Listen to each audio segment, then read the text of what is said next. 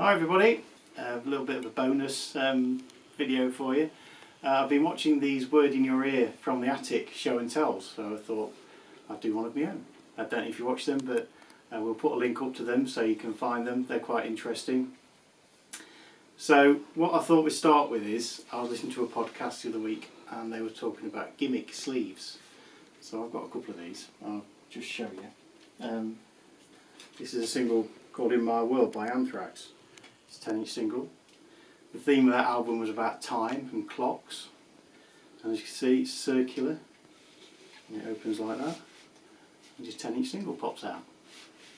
Now, if you notice on there, that's been ripped. Now, why is it being ripped? I normally look after my records. Well, the reason it's being ripped is because I've got this, which is my band. The polite name for them is Revco. I'm not going to tell you what their normal name is, or what they're usually called. But the gimmick with this sleeve was, it came with a sample of a well-known lubricant, and we're not talking about Castrol GTX, something else. See, it's on nice clear vinyl. It's their cover version of Rod Stewart's Do You Think I'm Sexy, which if you don't know it, go and find it, it's fantastic. But after a few years, I didn't realise this had happened. It was still at my mum's house. This lubricant had leaked out and caused a bit of a mess, and it got stuck to this because I don't file my records alphabetically, much a lot of people's annoyance, I would imagine, and it got stuck to that, and that's why it's ripped. So just beware gimmick sleeves.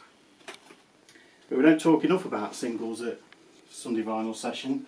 So what I thought I'd do is show you some more, not gimmick sleeves, but things that record companies would do to try and get you to buy a single to get it into the charts. That all stopped when Iron Maiden released about 15 different formats for Bring Your Daughter to the Slaughter.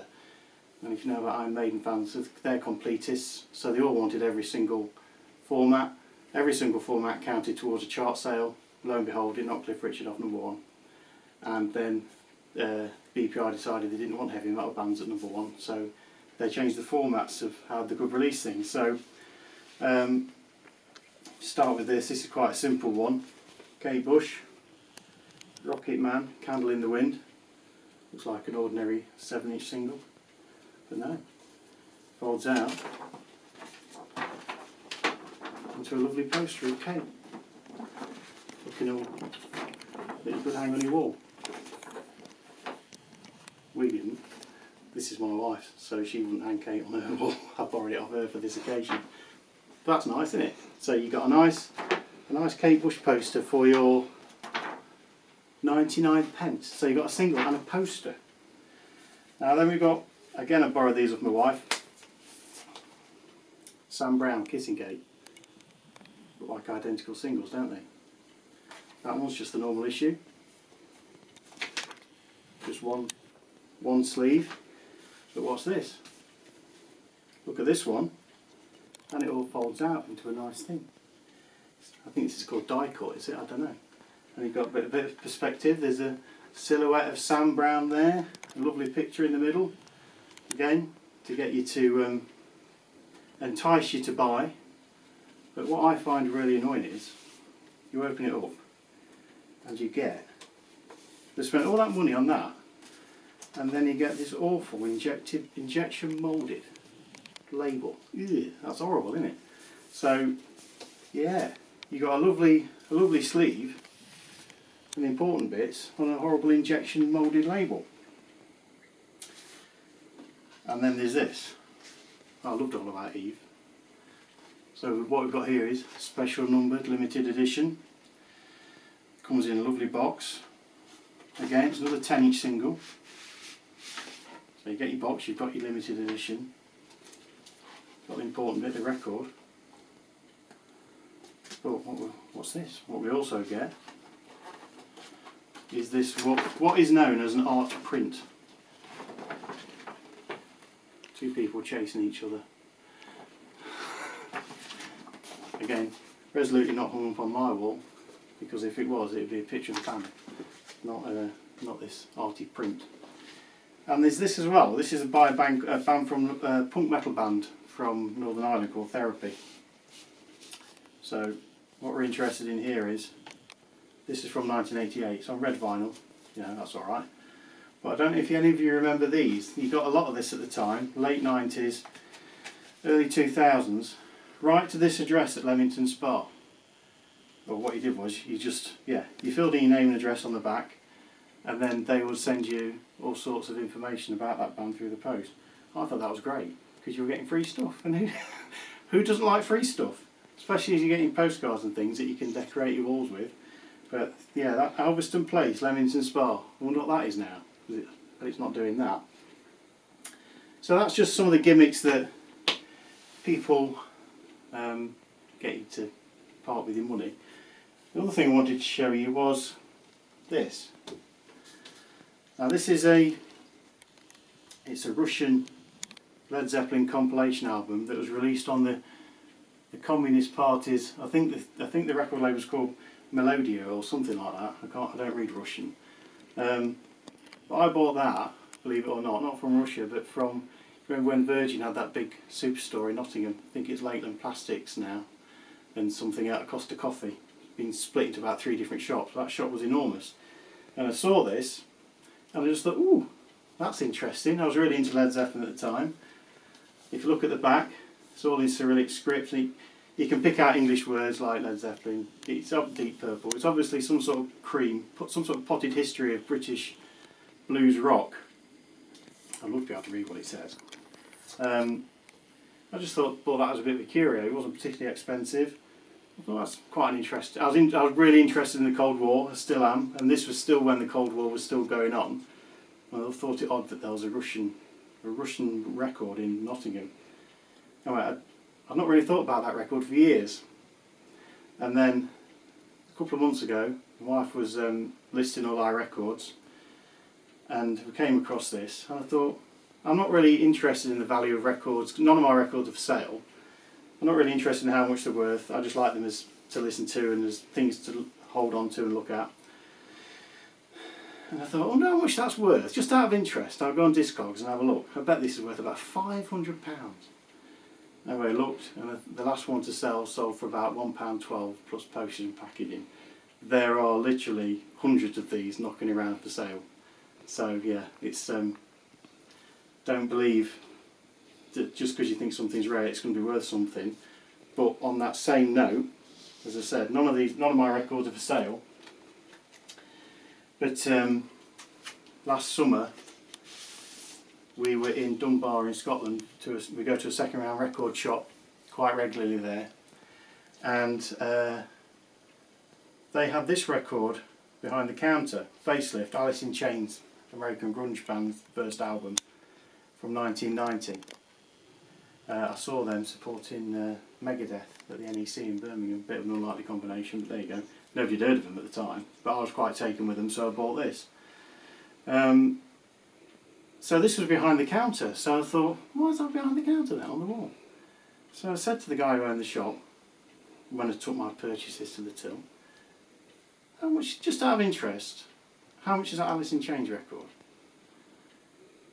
And he looked at the thing, and he said, it's £125. I thought, well, I said, I've got that.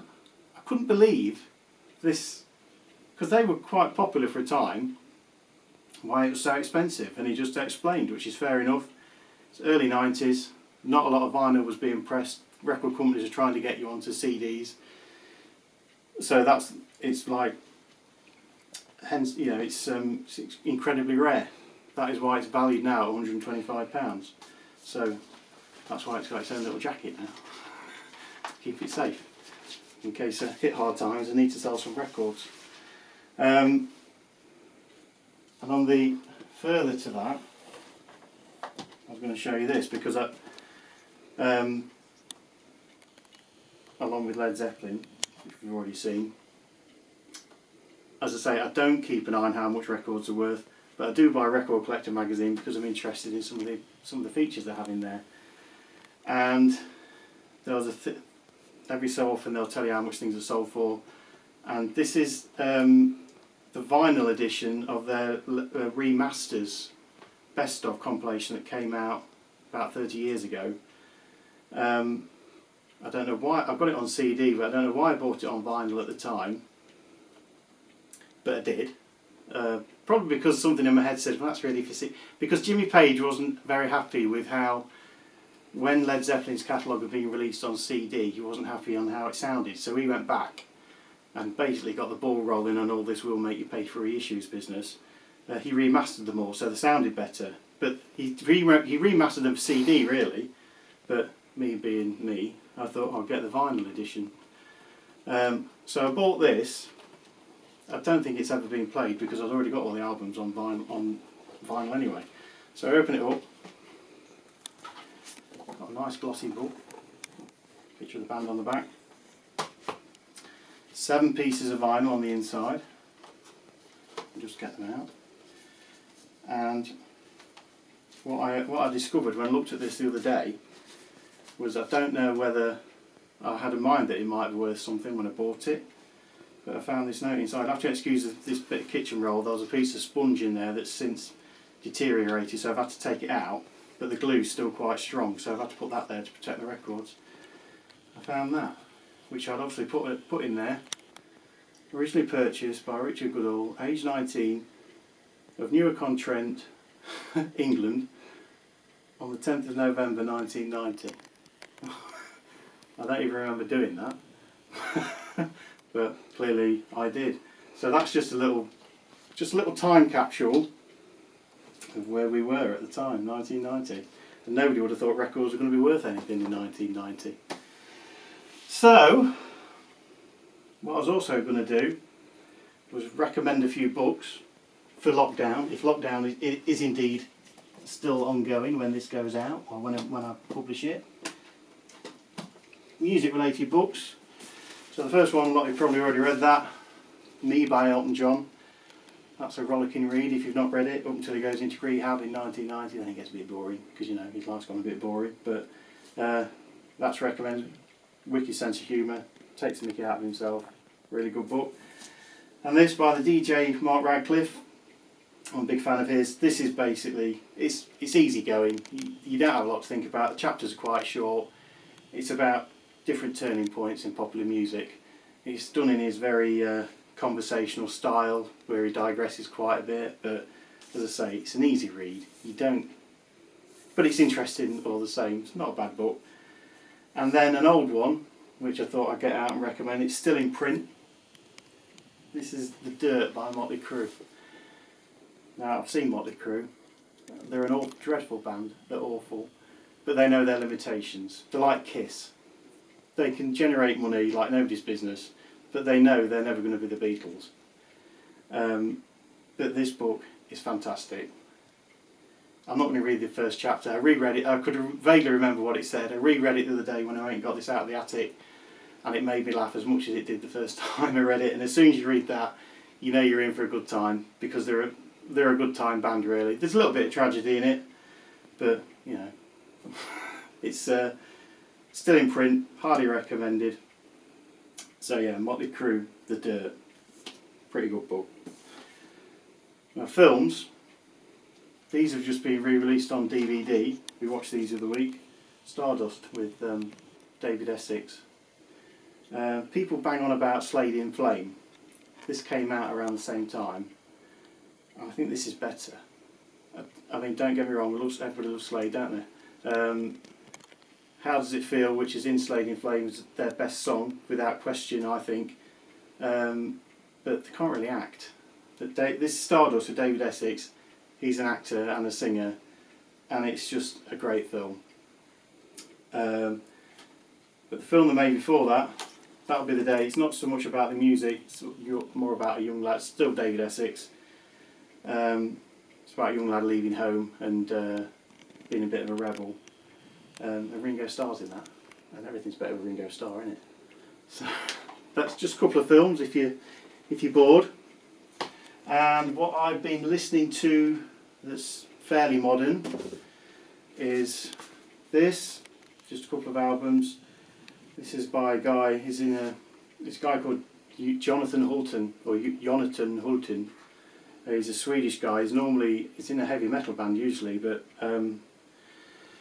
it's called Chance from Another Place. This is very acoustic. There's a lot of vocal work that's layer upon layer.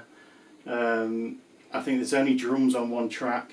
It's very Swedish, but possibly it's more of a winter album, you know, Hygge and all that. You lock yourself up in your house in the dark winter's night, listen to that. But it's very atmospheric. It's not heavy metal. It's more folk, atmospheric kind of folk music, but with a lot of layered vocals. He does everything himself. He plays all the instruments, designs the album cover. I think he produced it as well. That's worth a listen. And this is by a band called No Man, which is two guys. One's called Stephen Wilson, who was in Porcupine Tree. Another guy called Tim Bowness. And this is basically a disco album. These two guys are normally associated with kind of prog music, but this is just like a Giorgio Moroder disco album. You just put it on and it's just two tracks, a track on each side that lasts for about 20 minutes, but it's like I say, it's like listening to a Donna Summer album or something like that. So that's those. And what I was going to do last, if you're still with me, is show you what I think is the most prized possession in my record collection. It's not worth anything. Not that I'm bothered. You'd be lucky, or you'd be getting ripped off if you paid £1 for it in a charity shop. But this is why I like vinyl and like things, rather than I like physical, tangible things I can hold, because there's a lot of memories tied up in this record. By a German organist called Klaus Wunderlich. Can't remember what year it came out. About 1979, I think, looking at some of the songs on there. And what it is, it's one of these kind of Schlager organ albums where it's James Lasty kind of thing, where it's all pop hits of the day, all put into one, you know, all at the same tempo. It's like medleys, they all flow into each other. And the reason why I love this record is because it holds so many memories. My parents bought this from a record shop down an arcade in a town called Bawtry, which is just about 30 miles from here. It's on the South Yorkshire-Nottinghamshire border. And my mum quite liked Bawtry. She thought it was a bit posh, even though it's the posh bit of Doncaster. And I think she'd like to have moved there. But we used to stop there quite a bit and have a look round on the way to visit our relatives who live up in Yorkshire. So we'd stop there and we bought this. We bought a Waddy Waddy record from there as well, but I don't know where that is. And as I say, this has got so many memories of being at home. We didn't have many records. We didn't have a very good record player. And this is just I could put it on now, listen to it, and it just brings back memories of being at home with my family. Me and my sister used to think that all these people were, I mean, he looks a bit like Billy Crystal, although we didn't know he was called Billy Crystal at the time. It's that guy off Soap. She looked like somebody who was on Play School. This guy here, you can just see poking out, we thought was one of the Bee Gees, because perhaps he's more of an Andy Gibb rather than a proper Bee Gee. So as you can see, it's 20 party hits non-stop. I mean, who wouldn't want to listen to that? Well, most of you probably, but I just thought I'd show you that, why I like records, and why I like looking at people's records, and why I like looking at my own records, is because you can't get the memories that I've got with that when you log on to Spotify and listen to Dua Lipa or something. I'm not slagging Dua Lipa off, but something a bit more modern. That is something that I've got that I can hold and think about. I can think about my family. So anyway, that's that. If you'd like to do a show and tell, please get in touch. If you've got any interesting records or anything, or any recommendations you'd like to give, please subscribe to our channel and stay safe. We'll see you next time. Thank you very much. Goodbye.